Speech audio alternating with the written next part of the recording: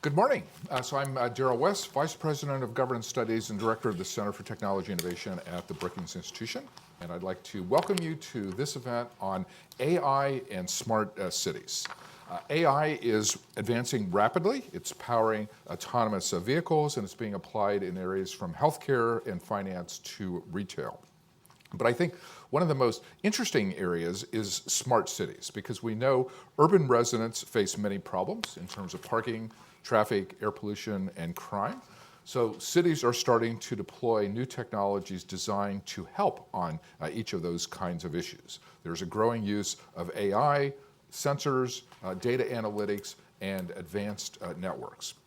And just to give you a few examples, there now are sensors in urban areas that let you know where the open parking spaces are. That's very popular. Mobile apps that help drivers realize where the traffic congestion is and where you can avoid those problems. And then green building systems designed to improve sustainability in terms of the use of lighting, heating, and energy utilization.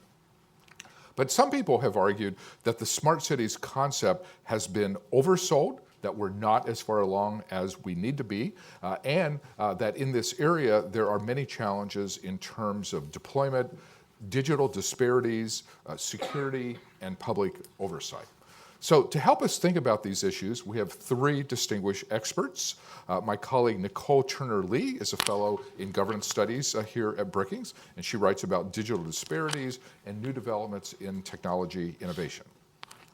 Adi Tomer is a fellow in the Metropolitan Policy Program here at Brookings, and he writes on metropolitan infrastructure and technological development and geographic differences in each of those things.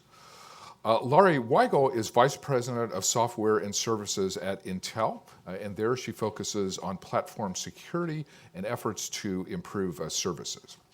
And we do want to thank Intel for providing financial support for this forum, so we appreciate its generosity in supporting this discussion.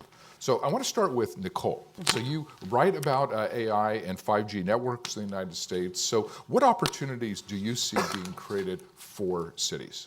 Yeah, thank you, Darrell, for having me. Thank you all for braving what was supposed to be bad weather. If we had a smarter city, we probably would have had school closings and other things. But I want to thank you all for coming to Brookings to actually engage in this conversation. So this has been a conversation in smart cities that has gone on for a very long time. Since I've been in telecom and tech policy, we've seen this conversation on how do we actually make cities or localities much smarter, given the explosion of new technologies, whether it's the Internet of Things with sensors, what we're seeing with cameras, what we're actually seeing with artificial intelligence, which will be the topic of this conversation as well. You know, cities want to be smart. And I used to say when I was on panels, I'd rather be in a smart city than a dumb city going forward. And I think we're going to see a much more evolution of that. Why do cities want to be smarter? You know, particularly because it contributes to, I think, the sustainability of a city. In what ways can cities become more efficient in how they allocate resources? The workability of a city. You know, how can cities enable things like remote medicine, remote commuting, et cetera, as well as livability. People drive less, so they want cities where they can actually move around. And my colleague Adi will be able to talk more about that in terms of infrastructure, but they want enabled infrastructure to have a better quality of life. And I would add to that, as a telecom person, security. People want smart cities that also enable public safety and security. All of those things I think are very important as we go forward. Technologies, applications, whether it is in medicine or telemedicine, telehealth, education, public services, public safety, transportation, all tie into the evolution of a smart city framework and ecology. And Darrell, I would say to that, citizens benefit, and I study people who are historically underserved and disadvantaged. They benefit when they live in smarter cities. You're able to develop remote care facilities. You're able to bring laptops instead of backpacks to school. And you're able just to do really interesting things in addition to serving populations that are very disparately located, whether it's in rural or urban, or getting services right to individuals. I remember years ago, as a beginning PhD student, working and living in the city of Chicago. And I remember having a son at the same time that a person who was working in the same office I was while I was in school, in a part-time job, she had a son who also had asthma. And in my case, I obviously at that time had, pretty adequate and sufficient health insurance. She didn't. So she had to, every time the child had an asthmatic attack, take 3 buses to the emergency room to care for him. And this was maybe about 10, 15 years ago. And when I look at this evolution of smarter cities, I think about, the engagement of sensor technology and other new technologies where that would have cut off for this low-income single woman the amount of time going to the bus, the amount of impact on the healthcare system to care for her child, and it would have improved her quality of life and her ability to work. Oftentimes when she had to take her son on the 3 buses, she also had to take off of work. So I think as we look at this framework of smart cities, we're beginning to see an evolution where we're matching technology with economic development and human care. And that's one of the things I think is getting elected officials and other legislators very excited about that investment, in addition to technology companies who want to apply technology for the public and common good. So I'll stop there, Daryl, because I know we want to get more into other stuff, but I'll stop there. Okay, so Nicole has highlighted some of the opportunities. Lori, I know you focus on platform security. So what are the security challenges for smart cities and how can we address them? So first of all, thank you very much for inviting me to be here. It's an honor. I think about the intersection of AI, smart cities, and security as having 3 different dimensions. So the first one is, as we implement smart cities, we really need to be mindful of doing that in a secure way. And if you think about it, if you're implementing something like congestion management, you're introducing a lot of new threat vectors that might not have been there before. So opportunities for an adversary to have a negative impact. So if you think about that congestion system, you may be dependent on something as simple as a traffic light sensor. But you're also relying on a lot of different devices that might be part of that network, including the cars that may be furnishing data about the congestion. And so it's really important that security be built into each of those different elements. The other thing that AI introduces is potential vulnerabilities in the models themselves. So if the models can be reverse engineered, they can be tricked. And then models also are a great source of intellectual property, so they need to be protected. If you think about us, we acquired a company called Mobileye that does autonomous driving, paid a lot of money for that company. A lot of what that company is really around intellectual property and the models that are used for autonomous driving. So the whole notion of end-to-end security for smart cities is extremely critical, and there's no substitute for the security being implemented at the design time. It needs to be designed in. The second element that is really interesting, and Nicole alluded to this a little bit earlier, is this notion of using AI and city data for stronger security. And we have lots of examples that are starting to emerge there. Things as straightforward as smart street lighting that have the ability to notice if there's unusual congestion or to do gunshot detection and that sort of thing and feed that data in so that it can be analyzed. We also, at a really basic level, can use AI techniques and machine learning to detect anomalous behavior even at the individual computer level. So heuristics that notice when an application is behaving in a way that it shouldn't. So there's another example of really positive use of AI. And then, of course, those stronger systems can be implemented in the end-to-end infrastructure. The other dimension that I think is really interesting is AI, and to the extent it's used in smart cities, really thrives on data. We need lots of data to do the training for the models, to create robust models for the artificial intelligence. And security technologies can actually be used to unleash or liberate that data in ways that protect the privacy, if that's an important consideration for whatever the data set is, and also, as I mentioned, protect the algorithms around it. So the security technology ends up being an enabler of the artificial intelligence and the applications for it. Okay, thank you. So, Adi, I know you focus on infrastructure. Well, so what is the current state of digital infrastructure in major cities and suburbs, and what should those places be doing in order to enhance their digital infrastructure? Yeah, it's a great question. I'll say, first of all, Lori, we all wish we had congestion management, so I hope we get to Right, that place. exactly. So that'd be a good start. So again, my name is Adi Tomer. I work in our Metro program, so it's actually really nice to share the stage with my governance studies colleagues here at Brookings. Right away, I think the nomenclature we use here is a little bit of a misnomer, in the sense that Americans don't live in cities. I mean, think about that for a second. Do you really live in a city? This is not a fair question because we're like in the city of DC, and probably a lot of you do live in a city. But for most Americans, we don't. 69.4 million acres are urbanized in the United States. That's actually a very, very small share of the country, and I recommend you go look up a really cool Bloomberg News story about like how the land in America is cut up. Most of it's forestry, agriculture, et cetera. But we got 69.4 million urbanized acres. Of that, only about a third of the population lives in urban counties. And then within those counties, only a relatively small share are actually in cities. So America is not a country of cities. America is a country of suburbs, right? That's what the vast majority of us live in. It's why we have modal use share, in other words, how we get around for transportation, in particular for commuting. 75% of us drive alone to work. And oh, by the way, the next highest one is 10% carpool. Right? So 85% of us are in cars every day, right? And that's because that's the built environment that we've decided to produce over now about 3 to 4 generations of people, or 7, 8 decades or so.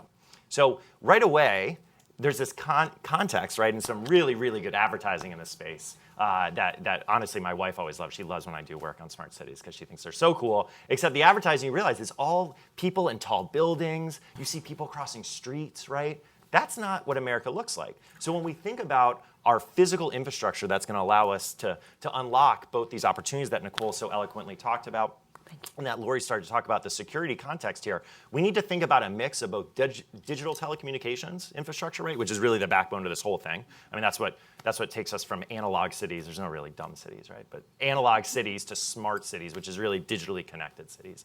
But it's also our transportation and water infrastructure that allow that all to flourish. And of course, our energy networks, which naturally a lot of us try to stay away from because the regulatory frameworks there are really, really complicated. But on the transportation front, what we need to recognize is that we're really developing a country of have and have-nots. We have a system where the federal government has kind of slowed their investments in our system, yet where they put their money, those road networks are doing extremely well. So you're seeing pavement quality on U.S. aid highway program roads looks really good. On local streets, potholes strewn, right? So this is the idea of you get off the highway, everything was smooth, and then all of a sudden you're on local streets, you notice the bumps, right? That's why, because we're not spending nearly as much money. On top of the fact we don't have built-in maintenance programs, so as we continue to move outward, again, right, a suburban nation, we're not necessarily setting ourselves up for good maintenance on those roads. But as bad as the roads might be in some conditions, they're not falling down. That narrative is a little too hyperbolic. But where we do see challenges, the challenge on roadways, they are fundamentally more existential for our water infrastructure. So let me put it like this, especially for this conversation we're having today. We in this country do not know, suburb or city, where our pipes are. So think about that for a second. Underneath the ground, they kind of vaguely know, like there's a water pipe under that road, like of course. They don't even know exactly where it is on the road.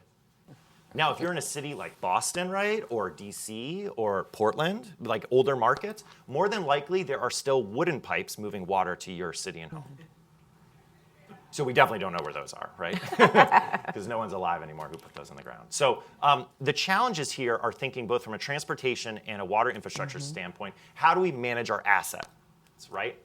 And this is actually called in both those sectors asset management, right? So how do we do better asset management? In smart city tech, digitally telecommunicated, what I like to think about as like water pipe Roombas, you know what I mean? That like are traveling around like map these systems. That's the stuff that unlocks these benefits. But then of course to go, and I promise I'll stop here on the digital telecom, what really matters, and Nicole studies this too, right? And there's quite a few of us at the institution that do, and many other outside of it, right? The digital divide is persistent. Right. So by our measures, something that we tend to look at more is subscription rates.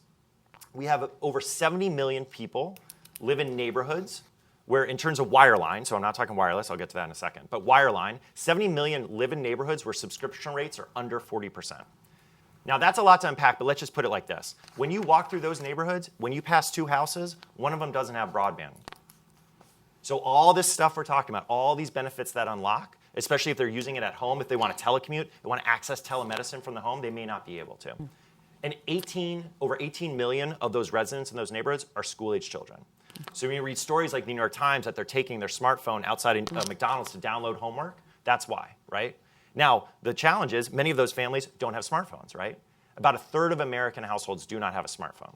Now, that number is rising rapidly, so I don't want to belabor what those statistics look like. But in the end of the day, if we're talking about parking apps, right, it only works if you've got a smartphone. And not only a smartphone, but you have a subscription that ideally doesn't have pay-as-you-go style data caps on it. So where maybe you get to the 2 weeks through the month, you're now all of a sudden out of data, right? So there's a lot of work to be done here. Folks in the private and public sector are working aggressively on it. But if we want to really tap into the digital potential of our cities and suburbs or our smart regions, then we need to make sure everyone's digitally connected and we understand exactly where our roads are, where our pipes are, and what the quality of them is. Okay, that's a great transition to Nicole, who's written extensively on digital disparity, so exactly what you have been talking about. So the question I have for you is, as cities become smart and adopt new technologies, how do we make sure everybody shares in the benefits? Yeah, I mean, I think Adi's point is clear, and shameless plug. I'm doing actually a book on the digital divide. Follow me on the Digital Divide tour, and you'll actually see all the places that we're going. I mean, he's telling the truth. I was in Hartford, Connecticut, and there are young students that still go to McDonald's to do their homework, and this is in 2019. But I think that there is promise, though, when you match up the ability of networks or next generation networks to not digitally redline communities so that they can have access.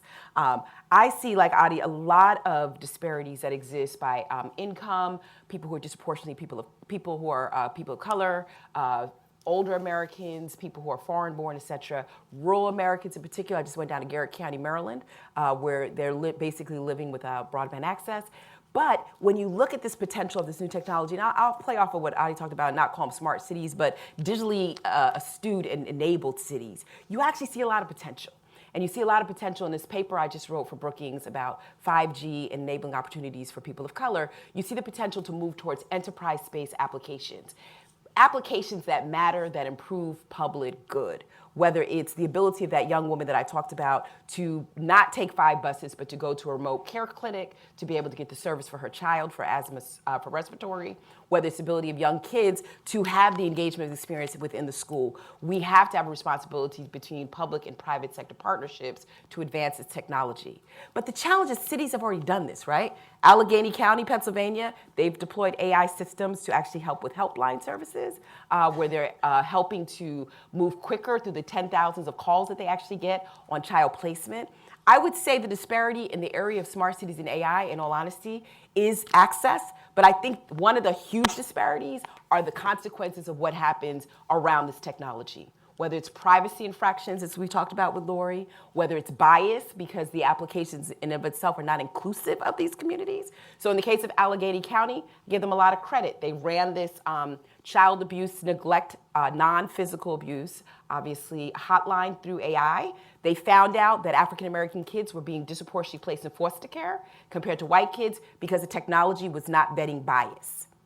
So I think that is actually the new divide that we're going to see when it comes to AI's applications in many of these locations. Surveillance, facial recognition is being widely used in public safety for cities. More cameras means more people will be misidentified, which means that they will have a consequential result if they get picked up in a community which is highly surveilled. So I think, again, going back to Lori's point, I think these issues are the ones that are going to generate the divide in this space. We still have an access issue that we have to deal with, but fortunately the new technologies, particularly wireless, is going to give us some hope because more people carry these than they actually have tablets. And it's not to say that they can do much on their smartphones in terms of doing their homework, but they actually are carrying the computing power in their purse, and more cloud-related services are enabling them to reach more applications. The key thing, and I'll just end here, with any smart city, it's up to public officials to look at this whole landscape to ensure that it's an inclusive technology deployed, an equitable technology deployed, and if there's minimal access, that there are kiosks placed in institutional points like libraries and churches and schools where people can start engaging in this. The unfortunate thing is the train has left the station. How many of you in here have actually gone into the DMV to renew your license? Exactly. The inline economy is slowly dwindling. And we're going to be sort of at a race to get everybody there because of the efficiencies that it actually affords cities. And so that's something to think about, I think, when you, Adi, to your point, like when you start thinking about like this deconstruction of cities and how you actually accelerate access to all people. Okay, Laurie, I'd like to ask you about the public role in smart cities. So Toronto is an example of a city that has a strategy to become a connected city, lots of use of Internet of Things devices, sensors, data analytics, and AI. But yet there also are citizens there concerned about the possible loss of privacy, the loss of their personal data. So what role should the public be playing as cities try and embrace these new technologies? The first point is, I mentioned this a little bit earlier, for these systems to function properly, we need a lot of data that goes into the models. And it's really important that the right mechanisms be put in place by the cities, the public officials that are defining these systems so that the data is protected and privacy is protected. And we have technologies that can help enable that, either by maintaining data locally and only sharing the insights from it that impact a model, or by using mechanisms where data is only accessed in an unencrypted form in a protected space. But again, those things need to be designed into the systems. I had an opportunity a couple of years ago on a panel in Vancouver to interact with the CIOs of cities that ranged from New York to Singapore and a couple of others in Canada. And it was absolutely fascinating to understand more about how they were architecting these systems end to end so that they were taking full advantage of the data, engaging citizens, but doing it in a way that preserved privacy. So it is possible, but it takes design. Mm-hmm. Okay, Adi, before the event, we were talking about this data issue, and you raised a question of, like, who should manage the data lakes, like these pools of information that are being created by these digital technologies. And you made the interesting point, like, who's going to be the Federal Reserve, equivalent in this situation? So it kind of gets into the governance question, institutions, do we need new regulators, new institutions, do we need new policies in this area? Yeah, totally. It's like the graphic novel, Who Watches the Watchmen, right? Mm-hmm. I mean, that's really what we're questioning right now. As many of you probably saw, especially if you're in this room today, New York Times ran a pretty aggressive story. They weren't wrong, I want to be clear. Aggressive story about tracking, right? Mm-hmm. About phone tracking. Mm-hmm. And then their colleagues in that space, right, at Vice Magazine on Motherboard ran a story on actually going to these data bounty hunters who could really find for $300 a pop, which sounds really cheap to me for like a private investigator, can find out exactly where you go. And oh, by the way, like why they have the data is because you gave it to them willfully. As my colleague and I just tried to like write a piece on this a little bit, just trying to say, like, you did it because you wanted to call your mom, right? Or as Daryl pointed out, to give him credit in the rec room, or you just wanted to check the weather anywhere you go, anytime, right? So clearly you want to be connected everywhere, but we're asking, and we're dealing with a really complex philosophical debate. It's not going to be my job to answer. That's more like government studies. Right. But like, honestly, like what we all want to be connected all the time. We want to have this. Basically, we want the network to find us when we want it, but we kind of don't want anyone else to know where we are at the same time. But inherently, someone's got to track that, right? So there's an inherent conflict there. I don't think that's complicated to put on the table. What we're suggesting is that we need to be really thoughtful about this regulatory conversation. My number one concern, which I feel safe saying, is that we see a way too hyper-reactive Washington to this. And in fact, you saw senators who I don't think it's okay. I'm saying all this is obviously on the record. Like, by the way, about 6 months ago, didn't even know how to ask Mark Zuckerberg anything, right? And now they're saying, hey, we need to really aggressively regulate this, right? Well, do they understand all the contours of the issue of what's happening here? What's enabled and what we need to secure when we have this conversation? And there is clearly much more to be done on where we house this data, who gets access to it, what are the models that get to run off of it, who gets access to it where. You know, we have one of the world's best demographers, to plug just Brookings in general, Bill Fry here at the institution. And you know, if you want to get data out of the census, you need to know a census coding language. You actually have to go inside their walls, and you have to have a very specific certification for that. Is that what we're talking about here? There's going to be some kind of quite literal data warehouse, right, in Washington that stores all this data and certain people be certified? Maybe. I don't know. But we got to have that conversation because otherwise you're going to see what's erupting in Toronto right now, where you have an actor who's won a contract with the city, by the way, to try to think about what's the future of an IoT-enabled place built from the ground up with a community that's really well educated and being, honestly, very thoughtful. And there's a lot of both contentiousness, especially playing out in the media, but a lot of amicability behind the scenes, too, between those groups, just trying to deal with this. Until we deal with it, we're not going to unlock so many of those benefits because it's inherently about we're all going to know where everyone is all the time, right? And that inherently has some tension. Okay, I have a question for each of you on the panel, and then we're going to open the floor to questions from the audience.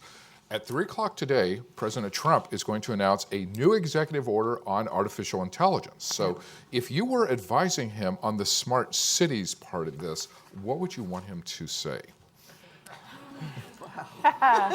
Will he follow script or will he not? You know, he's doing executive time now, so he actually might be watching. So. So I think I'll give 3 points that I think are really important for him to watch, and I'll pick up on what my colleague just said here. I mean, there is need for some type of federal privacy legislation, so I would hope the White House would back that, where we could have a comprehensive bill that looks at, how data is collected, how it is shared, how it's repurposed, and the awareness of consumers and education for consumers to know that. Because data is obviously the fuel pipe of all of the stuff that we're talking about today. It used to just be email, and now it's a lot more robust internet that we're actually dealing with. I think it's also important that the president, when he puts this in place, particularly for cities, that they deploy what I believe are ethical frameworks around the use of AI, and that cities, and particularly any federal entity that is actually deploying AI among citizens at large, that they think about those questions. The challenges that I discussed with regards to facial recognition technology and bias, they're real. And they can have detrimental effects on cities if misused, or if, as we're talking about, legislators are excited about the possibility of procuring this type of technology, but they don't know the outputs. Cities do not want to get the bad reputation of contributing to discriminatory practices or redlining communities or putting certain people in fear or danger simply because they just don't know how this works. So I would think the government really has a standard before they get into technological relevance and policy to be ethical in its deployment of AI systems. I would also think, and technology is really important, that the government think about, what type of enabling technologies need to be in place, what are the regulatory structures that need to be open to accelerate the adoption and the use of artificial intelligence systems within, again, public domain circles. And I would think third, that any type of legislation engage some type of citizen feedback loop. We all have the opportunity in this analog world, or at least we used to be able to have the opportunity to tell our postal service worker if our mail didn't come, if there was something wrong with the system, or if the line was too long at the DMV, we had a way to communicate that. I think, again, and I would have a different conversation in the private sector in terms of their responsibility to corporate governance, but I think when we're looking at federal government initiation of these processes, that they give citizens the opportunity to give feedback back to these entities so that we can improve upon those systems and give the voiceless a voice. As we move into these, very decentralized systems that will essentially automate everything. It's up to that. And I just want to put one other thing too, and I think Daryl has talked about this a lot, that we don't talk about when it comes to federal government and deployment of AI systems. There will be consequences on employment. There will be consequences on income, and possibly income inequality. There'll be consequences based on where you live, what you earn, what you look. There's going to be consequences.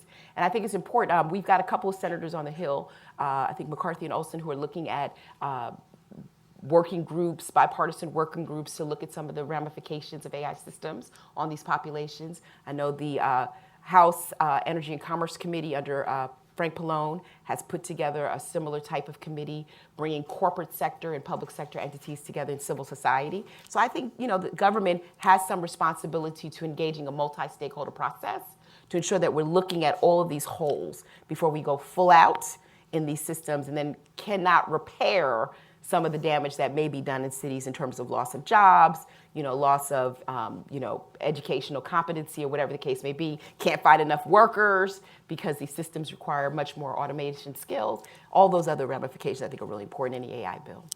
Okay, Lori, your advice on the executive order. So I think that this should all be around the federal government as a role model. Yes.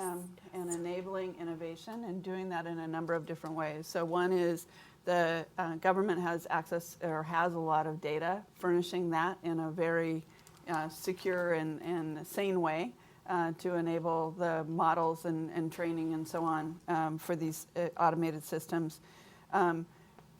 Trying things out, deploying some of these automated systems in a way that implements security by design, again, role model, and not over-regulating things prescriptively so that innovation can really thrive. I think another really important area to role model is transparency of the data model, or not the data, but the actual algorithms themselves. Yes, yes. And there is some new invention or evolution of our invention that needs to happen there, because these models are always evolving. That's the whole point of artificial intelligence, is the systems are developing on their own. We need mechanisms to be able to reveal how the models have evolved, and to do that again in a way that doesn't compromise intellectual property, but gives transparency so that we know that there aren't biases in the models, et cetera. So there's just a huge amount of opportunity for the government to really show the way here and to foster this environment to evolve in a productive way for us. Adi, your advice. At first, I was really excited that I was the last one to answer, and then you all hit really good points. So I will give you all credit for I have two I want to add. And I think they reflect on points each of you made. So to build on this workforce side, it cannot be understated the importance of preparing our workforce. But even before that, right, which I think was, to be clear in your comment too, preparing, frankly, younger people, which are more digitally fluent because they're more likely to be digitally native, right? But making sure that they are prepared to understand how to use technology to their advantage. Because that's a big thing of what we're learning from AI, right? Is that you've got these algorithms that are going to punch out data in ways you maybe didn't even expect. In other words, extract findings from it you couldn't see. But you still need to understand both how to potentially feed a model and also how to create the right analytics from it, right? So it's kind of like knowing how to speak a language doesn't mean you can write a good sentence, right? But it means you have the tools to do it. So how do we make sure that our workforce has those tools? I'll give an example to something that Daryl kind of started his opening remarks around in the transportation sector. We are so excited about the digital tech here. Companies like Mobileye, right, are going to be able to do a lot here. But the amount of workforce we have in the digital, in the transportation sector that's going to be impacted by this is 9.5 million workers. That's right. By our calculations. That's huge. If it was for anyone who has to work in economic data, it's like that would be its own 2-digit NAICS code. So that's a big deal in like wonk speak, right? So, but there is no aggressive curriculum development here from K through 12. That's right. And so in your mind, imagine like, did any of you have a shop, like a digital shop class? You know? No, probably, right? But then it also continues on to community colleges, universities, and then of course with their colleagues in workforce development boards and whatnot. So we need to be really thoughtful here on how we get people ready for this transformation. That's right. I think relates to Lori's point is, I just really want to see government be more nimble in this environment. And that means that we all need to change our expectations. So this is not a partisan comment, what I'm about to make. We have got to retire this remark from President Reagan in the 80s of government is the problem. That is already a step in the wrong direction. Because you cannot allow, as we were also talking about before it came out, you cannot allow autonomous vehicles to flourish if they cannot be regulated on the roads. Government is a partner in all of this. It has to be. And what does that mean? They need to get more nimble, which means we need to let them innovate, which means, let's be really clear here, we need to let them fail. I mean, everyone knows there's like some Silicon Valley like person who wrote a book where it's like, I innovated by failing, right? By the way, I'm type A and hate failure, but we had to fail, right?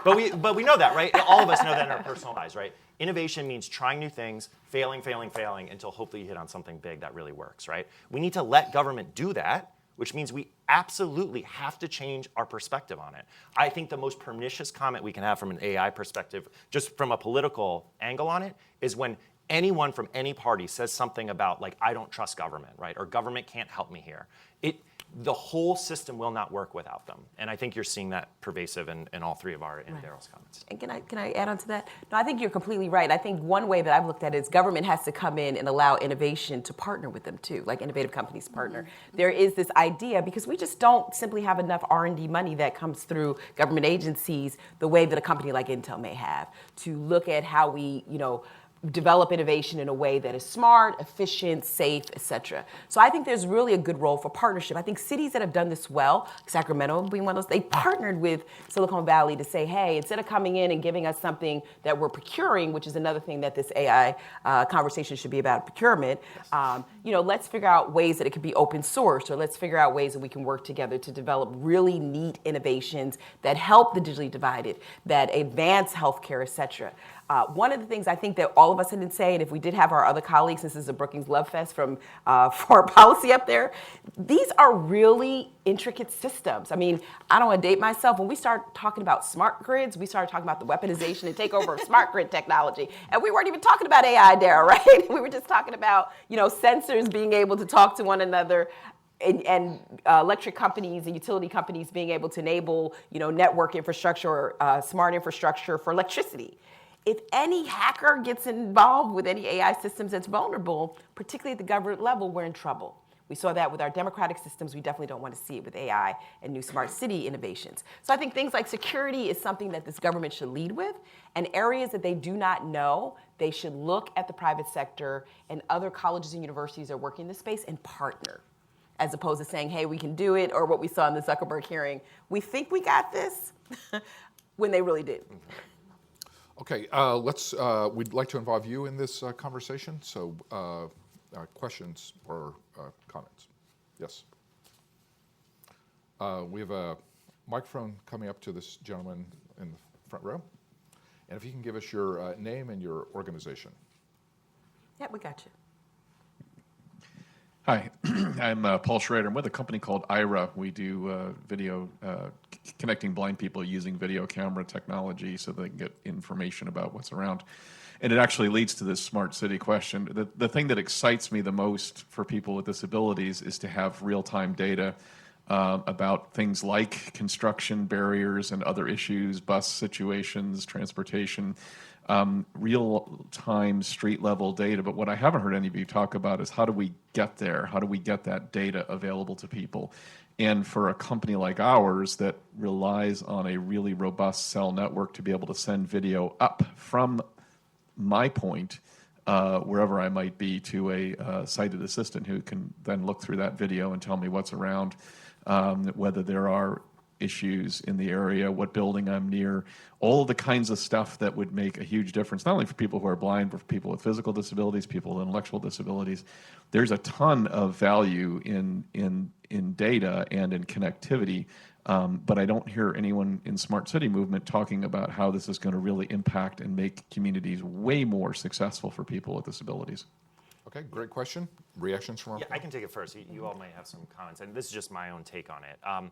We have not had nearly a robust enough conversation at the urban-suburban level. This is probably not for the feds, to be clear, even the states, about what are the outcomes we want to achieve. And I think the way you just presented that all of a sudden creates additional motivation for why we want to deploy sensors in certain ways. Some of what the digital tech is so promising about is you can see this whole new world open up. But the problem is there's more interventions we need to make than we have the capital to do it with.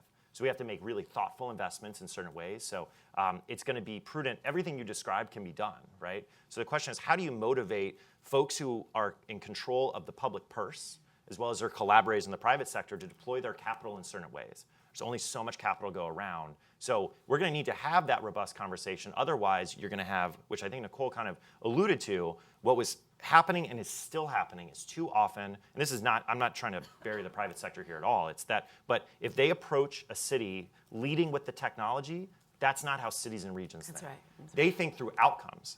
I want to make people's lives better. So when you can say, here's how we can make people's lives better, then it makes it much easier to build a partnership with the private sector who can help deploy that technology, no matter what the financing relationship is between the two. Yeah, I was going to say, Paul, we've known each other for quite some time, right? I know the smart city, I mean, just dating back on the disability role in technology, I mean, we started with having larger screens and video outputs and more audio capabilities on devices, and now we've actually seen it deployed in this ecology. I would suggest, just like my colleague said, and something that I also think applies to how we look at the disability community, technology has always been about solving problems, particularly the public sector, right? What problem are we solving? And are we deploying the right strategy and solution to solve that problem? And again, as I said earlier, I think with any type of public sector investment or government-led role, addressing the issues and needs of the disability community is also prime to addressing the needs of these other verticals of healthcare, education, social services, et cetera. That's important for cities to lead by. The city is not in this business or should not be in this business to do something that's commercially viable where their citizens pay the cost of it later. They should be in the business of making sure that people are connected. So I totally agree with you. You know, I'm all for more sensors so that we can enable cities that actually allow all people to participate. But I think, Paul, you also alluded just real quickly, we also need the networks that can actually carry those capabilities. That's why conversations around 5G are critically important if we're talking about next generation wireless services, not because 4G LTE cannot do those things, but we need much more, lower latency, much more high bandwidth connectivity so that we can do more enterprise-based applications and cloud-based applications. It's really important. It's not about how fast you can download your movie, folks. It's about what Paul said, whether or not he's going to put his foot out in the moving traffic because the sensor was on delay or was right on point when it came to its ability to capture that data and put out an output. So I think, again, we have to have simultaneous conversations, whether it's 5G, 10G, 1G, 2G, whatever the case may be. How do we get to the next level of broadband infrastructure so that we can support all of these capabilities going forward? Other questions? Okay, there's a gentleman over here. There's a microphone that's coming over to you. And if you can give us your name and organization. Yes, good morning, panelists. My name is John Bird with the National Society of Professional Surveyors, NSPS. One of the best, most transparent platforms out there for geospatial data is the GEO platform, and the United States Geological Survey has a model public-private partnership for enhanced LiDAR data that is the underpinning for a lot of the actual topo or literal contours of the cities, if you will. And I just wanted to kind of get your ideas for how else can smart cities blend geospatial data, geographic data, and into the AI theme so that you can actually have available data for folks to maximize use of smart city opportunities. Lori? Okay, well, we just talked last time, so I want to make sure you had a chance. So I've talked to the USGS folks a little bit, and then in particular their colleagues on the FHWA side, which is all DC speak, so Federal Highway Administration, US Geological Society, or service, right? Anyways, I can't even do it. This is why we have acronyms. The gist of it is this. I kind of alluded to this earlier, but let me dive in just for a split second more. When you don't, it's one thing to not know where the water pipes are. I mean, you know what they're dealing with, so I'm kind of saying for everyone else, right? This is what we need to do. If you don't know, to Paul's question too, when I say exactly where the curb cut is, I mean exactly where the curb cut is. Mm-hmm. You cannot manage it in the ways that we're alluding to here. We are allowing ourselves to have flights of fancy of how regions will operate perfectly. That's a good thing, right? Creativity is inspiring. But in the end of the day, if every, let me put it like this. If you use Apple Maps on your phone versus Google Maps, they do not have the same road network. Mm-hmm. There's not a common, universal road network. So how could we ever create a common platform for all kinds of various innovations, no matter where they're coming from, public or private, if it's not on top of the same data platform? Because I don't know about you, but if you walked up here, clearly there's a piece of metal right there, mm-hmm. right? That operates in space. It's not moving. So we need to decide what's our common, what sits into this common pool of knowledge that's fixed as much as we know the laws of the universe, right? And then figure out who manages that platform. And there is, you know this, so I hope this is part of the reason you're asking. There is so much more surveying work that needs to be done before we can actually even begin to unlock all these opportunities. So that's why, when I said earlier why I get so angry about the thought of government's the problem. Oh, no. We're not solving any of this without government. Any of it. It's impossible. So thank you for the question. This gentleman here in the front row. Hi, Chris McCrae, Norman McCrae Foundation. So I'm interested in the concept that maybe AI is about retraining everyone at the same time that you retrain the machines.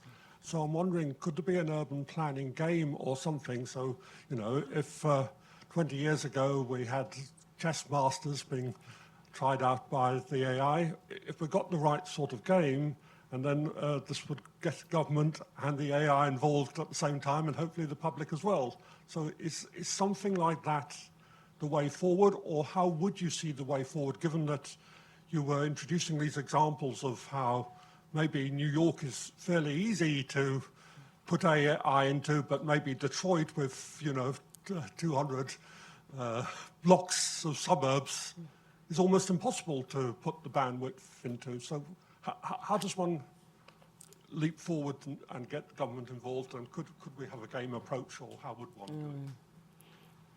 Yeah, I mean, I would say, Chris, to your point, it's tough because I think that there are a lot of disparities. I don't want to call them inequalities, but different levels of adoption that exist within cities where people actually understand what that looks like. The early urban development planning, I happen to be a daughter of an architect and I'm a sociologist, so we look at cities differently, in terms of social constructs. You brought people to the table. Again, the technology was there for, why are we using technology to solve this particular problem? But there were a lot of naysayers too. I mean, older Americans didn't trust the technology. They didn't know why they were at this conversation. Younger people at that time, when I was young, I tell my kids, I can't beat them in an interactive game, but I could sure beat them in a game of Pac-Man. This whole idea of gaming to actually create, I think, this uniform adoption of AI is going to be very similar to what we actually deal with the digital revolution right now, where we have not yet come up with a concept where everyone has adopted new technology in a way where it advances economic development and social development. I don't know if that's answering your question, but I think, I look at a place like Detroit. Years ago, Detroit did not even welcome technology into public schools. Now, we're seeing new technology coming to schools as part of an integrative process versus, and again, I dealt with the superintendent many years ago where I was like, hey, we're going into broadband access. It improves outcomes. And they sort of said, we're not there yet because we're still trying to build schools. And so that's not what we're trying to do. So I'm not sure if that answers your question. I didn't mean more at the expert level. So doctors sort of accepted that AI is now better at diagnosing, but it took a long time to get into that. So I'm talking about the sort of game so that the experts get involved as well. So everyone upgrades their learning and their questions of this sort of automated system at the same time. But doctors have a different liability, I think, that they, in terms of adoption, which I think goes back to Adi's point about regulatory frameworks and legislative frameworks, then I think in a case like AI, what I deal with algorithmic bias, if people knew how bias operated on a very opaque internet, they would obviously be smarter, but you cannot get to that core point because not everybody has fully understands how the internet works. So we're still at this place. I think to your point, you can bring experts. At the end of the day, when you talk about smart cities, it's all about citizens, in my opinion, that have to be at the table and part of the process. So if I could pose a question to the panel, which cities have made the greatest progress on smart city applications? Like, are there good role models out there, either in the U.S. or non-U.S.? I can start. So I think the strongest example that we've seen and interacted with is Singapore. Where they have done a really, really good job of an end-to-end implementation, very much architected and holistic, as opposed to, we were talking about this earlier, sort of pockets of automation, but rather a system overall. Mm-hmm. I mean, I would say domestically, I'm a big fan of, we've had her on the panels of Sacramento. And what they've done to look at very granular processes that can be automated and how they've sort of used that and matched it with education.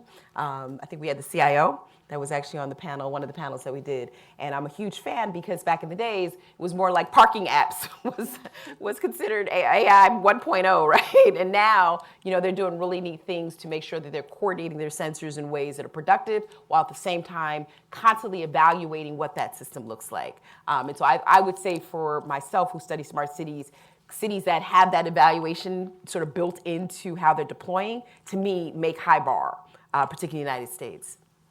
Yeah, I mean, there's I think the short answer for the U.S., as Lori kind of said, so I'm just repeating it, is that it really depends what you're talking about. Right. But we don't have a whole-scale system solution, partially because, back to the answer to the first question, right, to Paul's, right, is what do you want to achieve?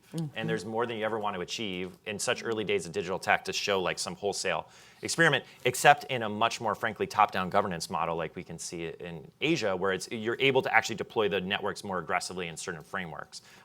So it's an unfair fight, I think, for the US in many ways when we start to that comparison. And it's why you're right that when we say what's the best examples, tends to be you see US folks saying it's not here. From a management perspective, just to add to it, you've got right, Bob Bennett in Kansas City. I mean, they're amazing work there. You've got this network of CTOs from other cities, including actually South Bend, although their CTO just left. That's part of the reason their mayor is able to run for president now. Is they have they have the best like Roombas in their water pipes, basically, from my joke earlier. So it really depends piecemeal on what you're looking for. And for folks who are interested in this question, because we get it a lot, and I'm sure by Daryl asking it, it is really symbolic of probably what many others are thinking, is look for examples based on not smart city insert best ad or something. Think about what you're looking for, right? So is it, hey, best congestion management, like with digital tech? Like that's the way to Google it, if you will. And then I think you'll start finding more resources. Okay, I think we have time for one more question right here on the aisle up front. And if you can give us your name and organization. Okay, Katie Wang with Newtown Dynasty TV. We know that U.S.-China is in intense competition in this AI field.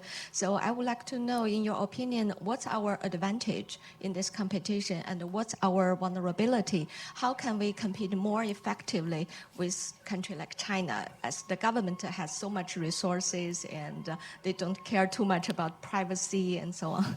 Yeah. Well, no. I think, you're right. This happens to be one of the conversations that comes up in telecom and technology policy all the time. The U.S. race with China to be the top at 5G, to be the top of AI, and China has boldly told us in so many ways that they are going to top us out. I think part of it is, and I think it goes back to maybe Daryl's first question, where I'm optimistic about the deployment of smart cities, is our regulatory structure here in the United States is very outdated. And you literally have to go locality to locality to deploy these systems, where in China you can make a national decision to free up, high band spectrum to run 5G networks. You can move government out of the way to allow the private sector to flourish. Very light. I would say in China, I was telling somebody, I don't even think it's like light touch regulation. It's like, we're going to do this. We're going to make sure it happens. We're here in the United States. We still have, certain regulatory permissions that have to be sought. We still have a certain ethical responsibility in terms of how we deploy these systems. We still constantly evaluate within various working groups use cases, and we still deal with issues related to privacy that are major concerns to citizens that will be affected by these systems. So I think one way to reframe the narrative is not who is the race to AI, but who is the race to responsible AI. In ways that will achieve the outcomes and outputs that we've all discussed, but at the same time keep citizens safe and not create additional vulnerabilities.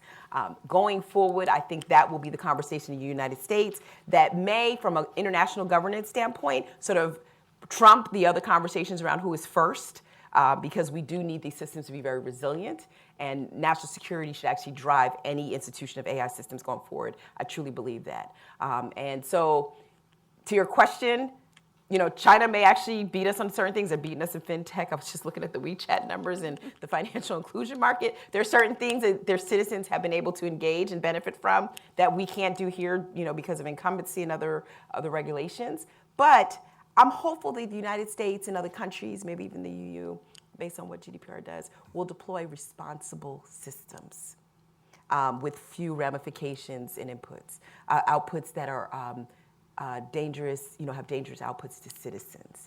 And so I think that should be the conversation we should all engage in, particularly in something like AI that can be weaponized and has the consequence of bias. You want to say? Oh, you're staying away. First of all, I think the truly federalist deployment of technology in the U.S. is a feature, not a bug. Yeah. And I think it's really easy to think, especially with what's coming out of the FCC right now, that what's better is, hey, let's get a common construction platform, frankly, and that's going to be better for cities, and I couldn't disagree more, which is a different conversation. Right, I was going to say. With that said, yeah, I'm not trying to start a debate. It's a whole other panel. With that said, right, how do you see that play out, that instance here, right? So famously, Eisenhower comes back from the war, sees the Autobahns in Germany, right? They're done before ours, and says, I want to build something like that. Now, that's the national narrative, and that really did happen, but the federal highways were actually under debate for more than a decade prior to that. So what took so long? Well, that's America, right? It takes forever to figure out what we want to do. That's a feature, not a bug, right? So what often ends up happening is we need to deliver consensus to end up with a large-scale investment program, right? So I'm hopeful in this one that leads to the same outcomes, right? So to extend the metaphor a little bit, there are not, look, you're exactly right, let's say like on the fintech, it's out in front, and that looks by all accounts like that is going to be a net gain for China. We also don't have ghost cities in the middle of nowhere where no one lives because there was like outright just construction. This will work, right? And it just didn't. And that's because our democratic systems would have beat it back before it could have gotten too far. So I think what we're going to need to lean on, and you're seeing similar debates in Europe, right? If anything, more intense in some ways, is how does the democratic system manage something as complex as AI without some of the benefits, but also challenges that come with more top-down governance? And yeah, what are we really in a race for here, right? The Germans had highways before us. We have the highway system you can basically see from space, right? Which one's better? I don't really know. It depends, but we still got to where we needed to go in the end. Right. And so I think Nicole and I are in agreement on that. Like, it's what are you actually racing for? I think what you're really racing for is the outcomes you want to achieve. And those are probably very different actually between China and the US. And that means you're competing against yourself. And if I can on that one, I think Adi's completely right. I think we're actually going to see more of a race towards different use cases and different verticals. Like, how is AI being deployed in healthcare? Who's getting to that technology first? How is it being deployed in connected cars or transportation? Who's getting to that technology first? The challenge, and I think it applies to 5G very much in terms of why we talk about the race to China and 5G, is the experimentation, the standard setting, the patents. All of that is going to matter as these systems actually evolve. And I think that's where we have in our head the hype around the race, because whoever gets there first will actually manage or control the devices and all that run off of that, the chips, everything. Right. And so I think it is a serious conversation that we need to have. And I think we do need some kind of national platform to move this along, but we'll pick that conversation up later because, again, the patchwork that we have in the United States just makes it more difficult to actually roll out uniformly some of these new technology systems. Okay, we're out of time, but I want to thank Nicole, Lori, and Adi. Thank you very much for sharing your views, and thank you very much for coming out. Thanks for watching. Be sure to like and subscribe for more videos from Brookings.